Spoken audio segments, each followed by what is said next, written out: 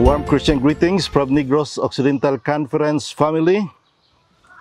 We praise our loving God for His divine protection and provision for all of us while facing the challenges of the year 2020. All of us are fighting the unseen enemy, COVID-19. Many are affected, many have died, but we have a powerful God who is watching over us and is ready to help us. Fellow believers in Christ, this is not yet the end of the world, but this is part of the fulfillment of the prophecy in Matthew chapter 24. The Lord allowed this to happen, to awaken, and to remind us that we are already in the time of the end. We need to prepare for the final testing of our faith when the prophecy in Revelation 13 will be fulfilled. The battle between the wicked and the righteous will soon to take place. We need to make sure that we are standing under the banner of Christ and not of Satan. And Testimonies Volume 9, page 11, and Christian Service, page 52, paragraph 2, it says, "The days in which we live are solemn and important. The Spirit of God is gradually, but surely being withdrawn from the earth. Plagues and judgments are already falling upon the despisers of the grace of God. The calamities by land and sea, the unsettled state of the society, the alarms of war are portend to us. They forecast approaching events of the greatest magnitude. The agencies of evil are combining their forces and consolidating. They are strengthening for the last great crisis. Great changes are soon to take place in our world, and the final movements will be rapid ones. And we are praying that all of us will be prepared for the great crisis ahead of us before the close of provision and the second coming of our Lord Jesus Christ. So this day, I would like to share with you the story of Jesus and His disciples in the Lake of Galilee. And let us learn important lesson, spiritual lesson that will strengthen our faith facing this crisis, the pandemic, the COVID 2019, and many other crises that disturb us while waiting for the second coming of Christ. The story is found in Mark chapter 4, 35 to 40. Let us learn important lesson from this story as we face this pandemic and this crisis in the future. One day, Jesus and some of His disciples were out on a lake in a boat. Suddenly, without warning, a storm came up. The wind blew so hard and the waves were so high that water was coming into the boat and the boat was about to turn over. While the winds and waves tossed the little boat about, Jesus slept peacefully at one end of the boat. And some of the disciples became upset that Jesus was sleeping. They went and awoke and asked Him, "Master, don't you even care that we are about to drown?" Jesus got up and spoke to the winds and the waves. "Peace, be still," He said. As soon as He spoke, the wind stopped blowing and the sea became calm. Let us bow our heads. Almighty Father in heaven, we would like to invite Your Holy Spirit to illumine our minds as we study Your Word. Please cleanse and purify our hearts from all evil so that we'll enjoy the blessing in this study. In Jesus' name, amen. And one of the commentary in the Life Application Study Bible, it says, "The lake is the Sea of Galilee, a body of water 680 feet below sea level, surrounded by hills. Winds blowing across the land and intensify intensify close to the sea, often causing violent and unexpected storms. The disciples were seasoned fishermen who had spent their lives fishing on this huge lake. But during this squally, they panicked. They panicked because the storm threatened to destroy them all, and Jesus seems unaware and unconcerned. I will not elaborate the whole background of the story of Jesus and his disciples in the Sea of Galilee. But I would like to emphasize and let us focus on more on the spiritual lesson that we can learn from this story. The first lesson that we can learn from this story is trust the Word of God. Mark chapter 4, 35 and 36. It says, as evening came, Jesus said to his disciples, let's cross to the other side of the lake. So they took Jesus in the boat and started out, leaving the crowds behind. So they follow the instruction of Jesus, but along the way, in the midst of the lake, they were disturbed by the storms. According to the story, the disciples did not trust Jesus when they were caught up in a storm. This shows that the disciples still did not know who Jesus is. They were committed to him as their Messiah, but they did not yet realize that Jesus was Lord even over the winds and the storms. Beloved brothers and sisters, mga igsoon, kag mga kauturan, just imagine when these disciples were called by Christ, they accepted the call. They followed Christ. Many days, many weeks, many months, many years, ining mga disciples nangin kaupod ni Jesus Christ. Damo na nga mga messages nga ila nabatian. Madamo na nga mga miracles nga ila na witnessan. Apang, naapay kulang. Kulang pagid ang ila pagkilala sa kay Jesus Christ. Nga when they experienced the storm in the midst of the lake, they were afraid. Kag siling dire, mga ugso, mga kauturan, remember this. Jesus is the master of the storm. He is a powerful God. Kung nagsalig lang kita sa iya, the Lord said in Isaiah 26 verse 3, nagasuling siya, you will keep in perfect peace in him whose mind is steadfast, because he trusts in you. Meaning to say, whatever storms, whatever crisis, whatever troubles, whatever problems that will disturb us, as long nga our minds is steadfast and our faith in our Lord Jesus Christ, we trust in Him, whatever happens, we can have a perfect peace in our lives. In the storms, it is the Word of God that gives us peace, hope, and assurance. That's why we need to trust the Word of God. Signs of the Times, February 28, 1906. It says, the more you trust your Redeemer, the more you will love Him.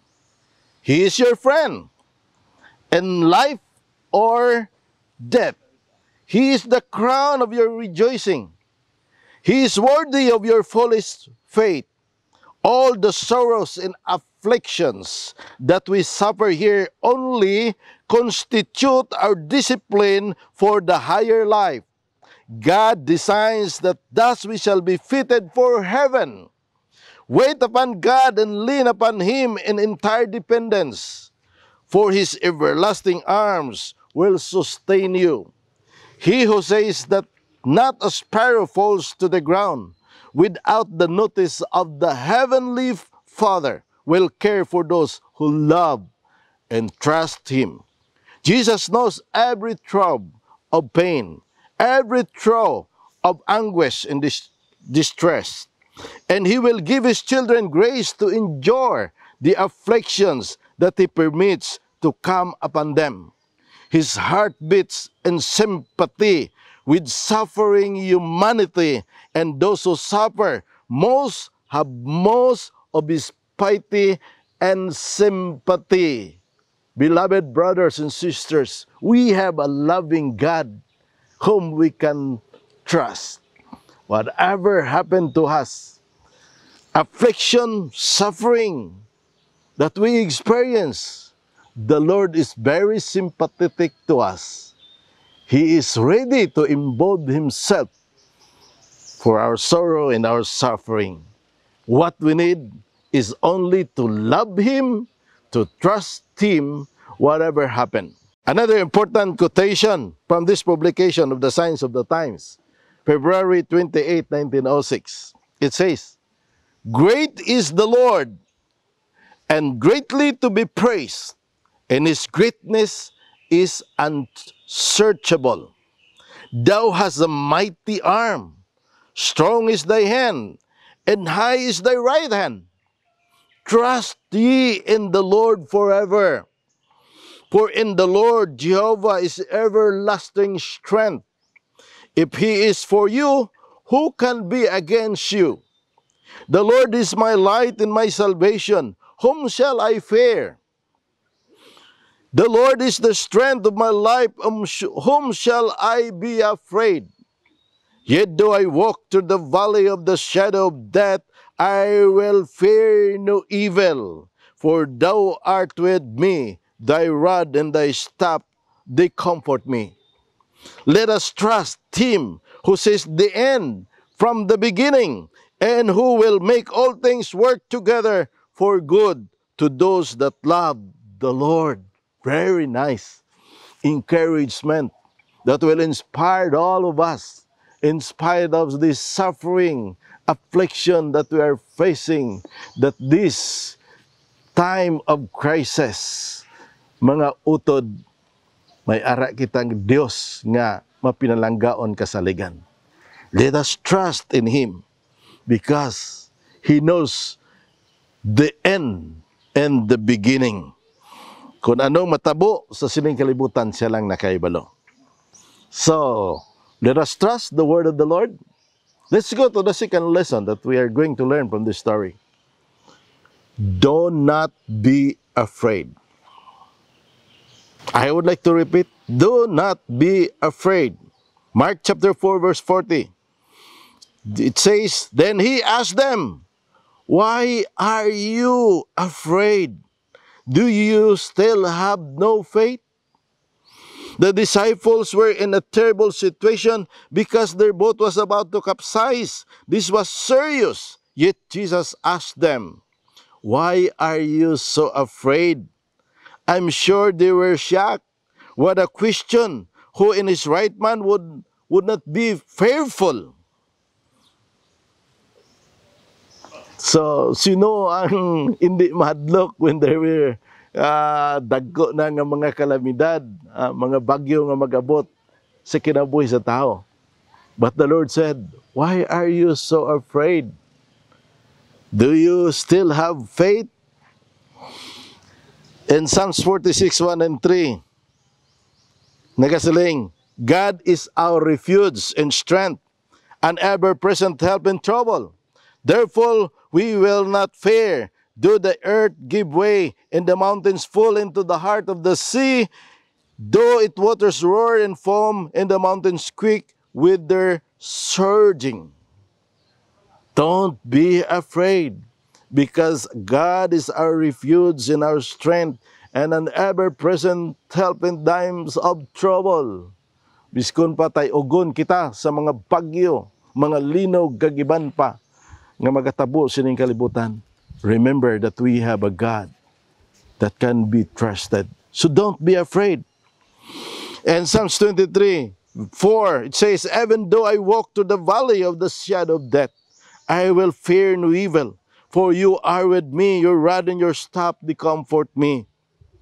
So the phrases like fear not, don't be afraid are used 365 times in the Bible. And I would like to share some. You know, Abraham, he was our father of faith. He have this encouragement from the Lord after nga girescue niya ang iyang nephew nga si Job against sa mga surrounded kingdom. Nagbinaugon siya, na-rescue niya, pero may ara siya nga kahadlok. Basi ang mga kingdoms that surround them were attack him. Gamay lang ang iya nga mga tao nga iya trained to protect his family. But the Lord said to Abraham in Genesis chapter 15 verse 1, let us ponder upon this word of the Lord. The Lord said, soon after this the Lord spoke to Abraham in a night vision and said, Abraham, do not be afraid of a return attack, because I am your shield, and your reward for serving me will be exceedingly great. Wow, it's a very nice encouragement of the Lord. Sila sa Ginoo kay Abraham, di ka magkahadlok kung magbalik sila kag they will attack you, because I am your shield. And a very nice statement from this text, it says, your reward for serving me will be exceedingly great.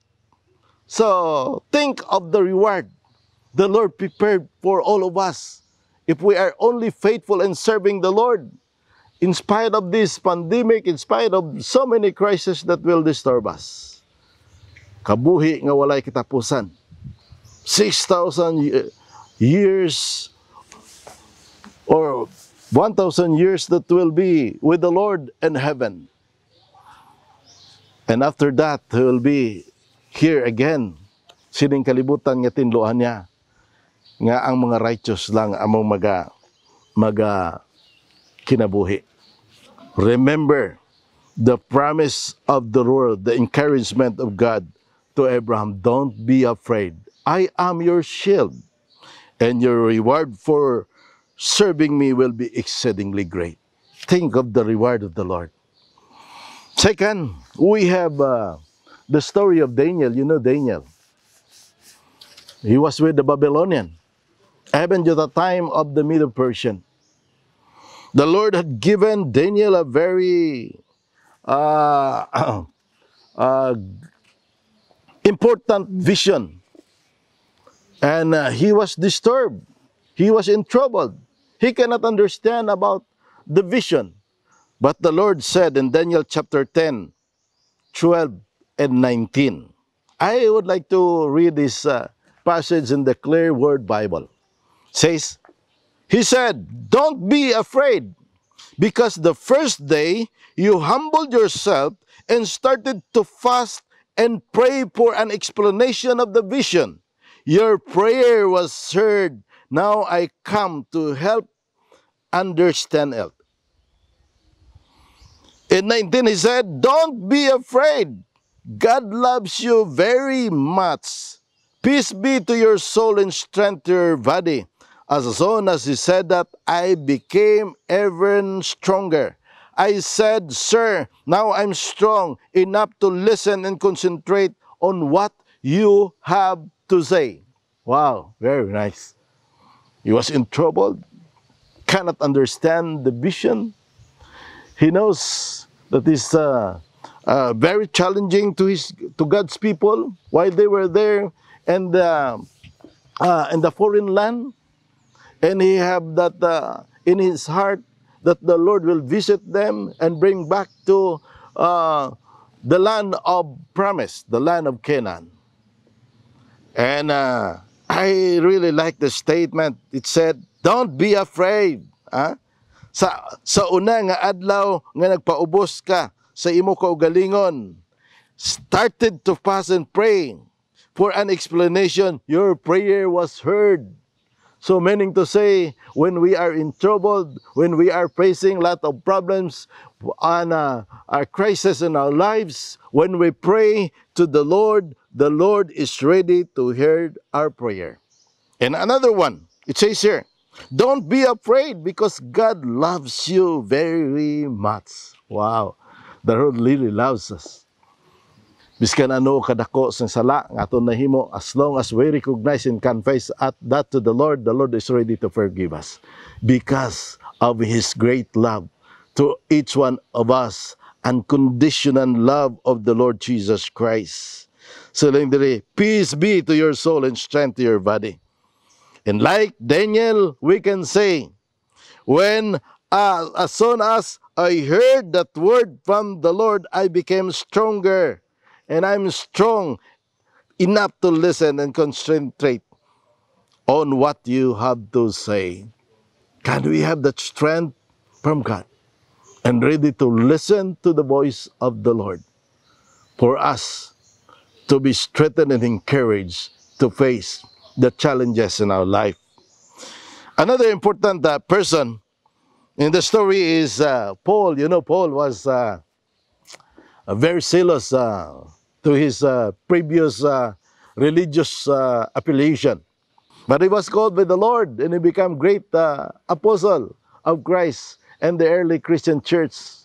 And he wrote a lot of epistles that will really encourage to all the Christian around the world, not only during their time, but even in our time, my beloved brothers and sisters. It says in Acts 27:23-24, last night an angel of God appeared to me in a vision, sent by God of heaven whom I serve and to whom I belong. He said, Paul, don't be afraid. God wants you to appear before Caesar. He has heard your prayers and will save everyone on board of the ship. So, you know what happened? Paul was a prisoner and he was about to deliver to Caesar. And along their journey, they were disturbed by big waves, along the sea, and there was a shipwreck. And Paul prayed to the Lord, encouraged all the people who was on board on that ship. And Paul said, don't be afraid. God wants you to appear before Caesar. Ipadala ka sa kay Caesar. Di ka maghadlok. Kaya ang Ginoo nagpamati sa imo mga pangamuyo kag magluwas sa tanan nga nagasakay sa sini nga boat. So, diri makita naton that Paul was being preserved by the Lord. Kag ang mga pangamuyo ni Paul ginpamatian, even to save everyone around. So we need to go on in our commitment to preach the gospel. And I believe the Lord will always preserve our lives as long as kinahanglan niya kita. Kag ang aton nga ministry will save many people around. Another one, the last.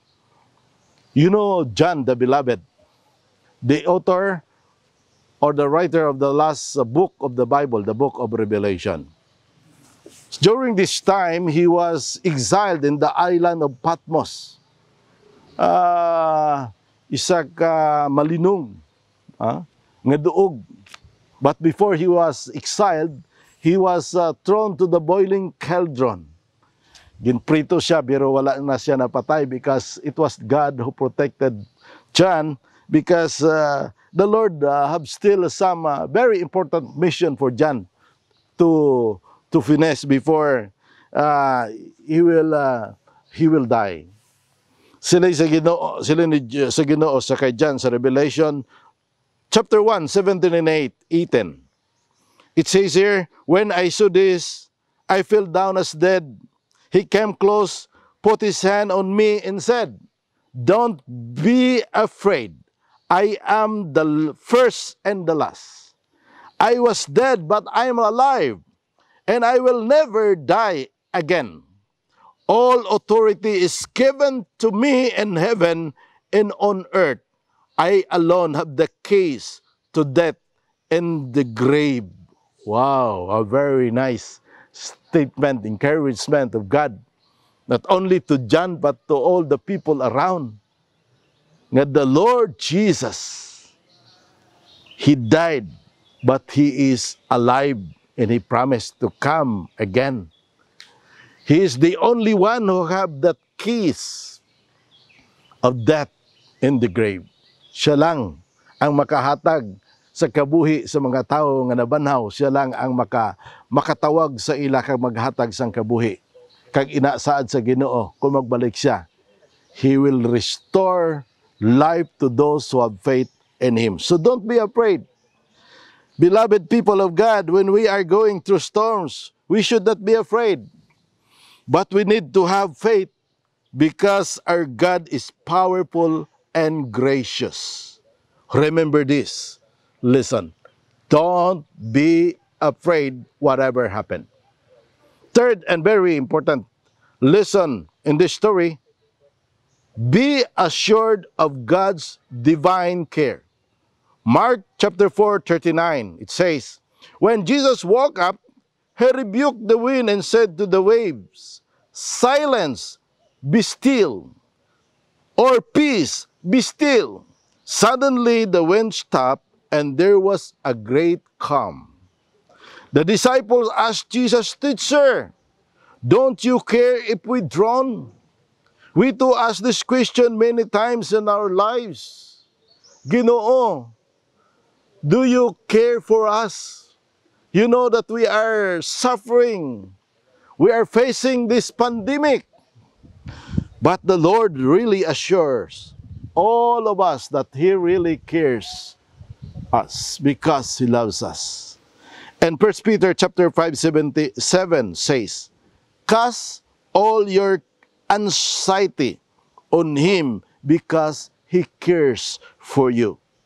Another text in Jeremiah 29:11 says, for I know the plans I have for you, declares the Lord, plans to prosper you and not to harm you, plans to give you hope and a future.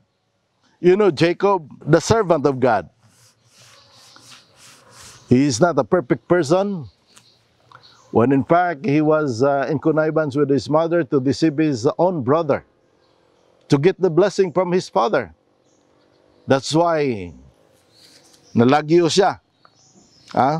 Gikan sa ila panimalay pakadto sa iyang uncle o kon mga relatives. But along the way, when he was sleeping, he caught up in a vision. In Genesis 28:15, the Lord said, behold, I am with you, and I will keep you wherever you go, and will bring you back to this land, for I will not leave you until I have done that I have promised you. Mga utod, biskan ano nga mga mistakes, mga discrepancies sa aton nga pag-alagad, as long as we recognize that, ginludhan naton kaangay ni Jacob, ang Diyos hindi gin magpabaya sa aton, He will be with us.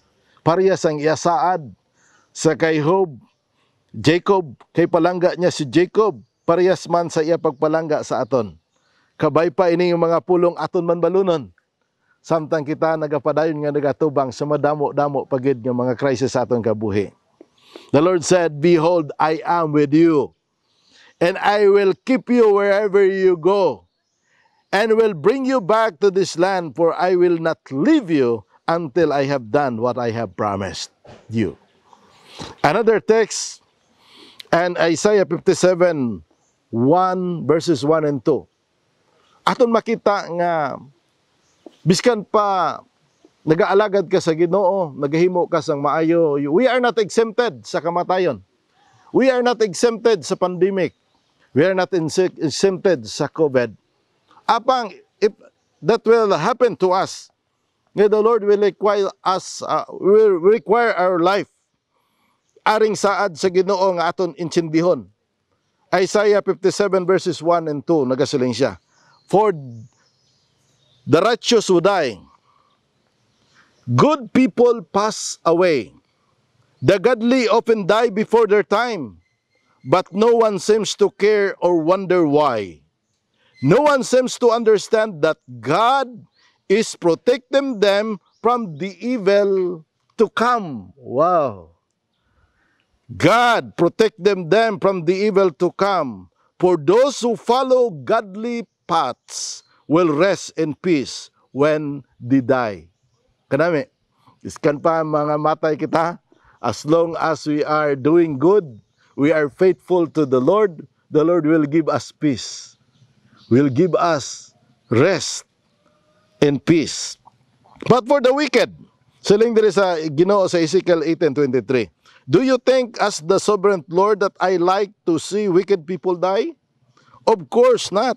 I only want them to turn from their wicked ways and live. Ang Dios wala nalipay sa mga tao nga mga matay, nga wala na ginulsol sa ilang mga sala. So gani, samtang may mga panahon pa kita magpamalandong, especially during this quarantine, during this pandemic, let us settle everything to the Lord. Kung gialaw gid man sa Ginoo nga mag-abot sa ato ng kamatayon, aton insindihon nga the Lord wanted us to spare our life from any evil that will come in the near future.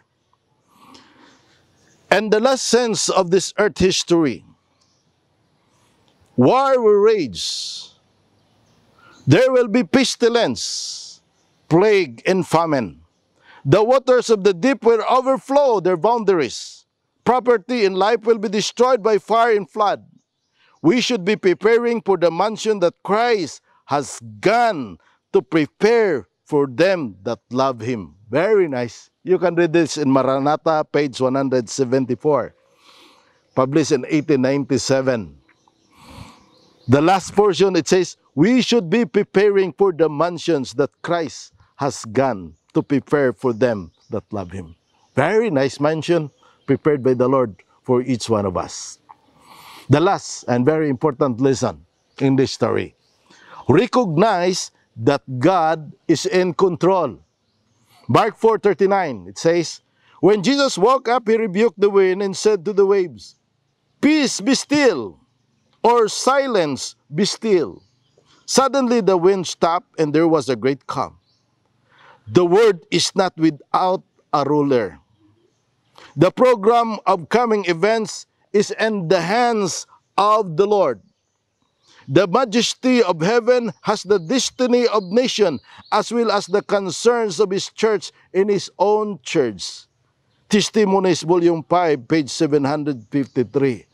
Beloved brothers and sisters, ang tanan ara sa kamot sa Ginoo, kagimuon sa Dios, ang tanan suno sa iya tinutuyo. He allowed this crisis to happen to us, to discipline us, to prepare us, to evaluate ourselves whether we are standing under the banner of Christ, whether we settle everything that we have in our life, so that we'll be sure that our name will always remain in that book of life, the book of the Lamb.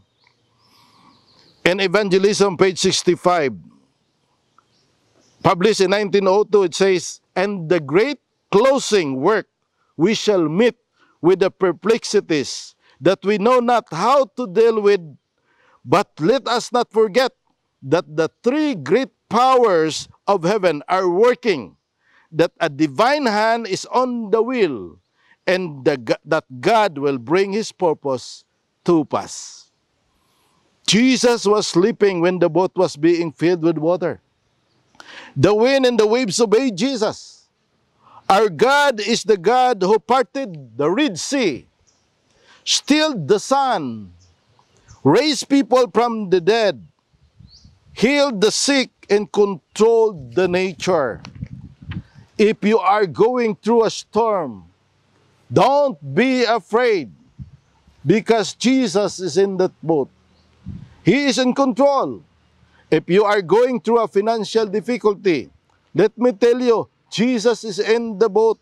If you are suffering from sickness, remember, Jesus is in the boat. If you are depressed, cheer up because Jesus is in the boat. And early writings, page 58. This is a good and very nice encouragement, invitation of God's servant. It says, "My dear brethren and sisters, let the commandments of God and the testimony of Jesus Christ be in your minds continually, and let them crowd out worldly thoughts and cares. When you lie down and when you rise up, let them be your meditation. Live and act holy in reference to the coming of the Son of Man. The sealing time is very short and will soon be over. Now is the time while the four angels are holding the four winds to make our calling and election sure." Remember these four important lessons that we learned today. And I would like to repeat this. And this story in Mark chapter 4, 35 to 40. First lesson, trust in the Word of God. Study and meditate, listen to the Word of God every day. Do not be afraid, whatever happens. God is always with us. Be assured of God's divine care. He cares for all of us because He loves us. He is the owner of our life. And fourth, recognize that God is in control. To close, I'm inviting those who are carrying burdens in their hearts, those who are facing challenges, those who are having struggles, those who are overcoming obstacles, those who simply wants to thank God for all the blessing, to just bow your heads and let us pray.